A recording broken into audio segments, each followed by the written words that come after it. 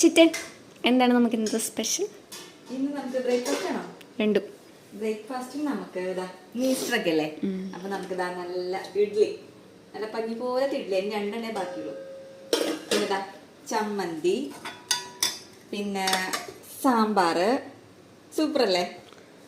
ഈസ്റ്ററായിട്ട് ഇഡ്ഡലി ചമ്മന്തി സാമ്പാർ അടിപൊളിയല്ലേ? ഈസ്റ്ററിന് എല്ലാവരും അപ്പവും സ്റ്റോക്കി അല്ലേ വെക്കാറ്? പക്ഷെ നമ്മൾ ഇന്ന് എന്താണ് അത് മമ്മി നേരത്തെ തന്നെ ഇഡ്ഡലിക്ക് വെട്ടു. ഞാൻ ശരിക്കും അപ്പം സ്റ്റൂ ഉണ്ടാക്കുന്ന ബ്രെഡ് അപ്പം സ്റ്റൂ ഒക്കെ മതിയായിരുന്നു. പക്ഷെ മമ്മി അത് ഉഴുന്നൊക്കെ വെള്ളത്തിലിട്ട് പിന്നെ അത് വെറുതെ വേസ്റ്റ് ആയിരുന്നു. അപ്പൊ പിന്നെ നമ്മൾ ഇഡ്ഡലി സാമ്പാറും മാറ്റി. പിന്നെ നമുക്ക് ഉച്ചക്കത്തൊക്കെ ഉണ്ട് ചിക്കൻ കറി, അതുപോലെ തന്നെ ബീഫ് കറി.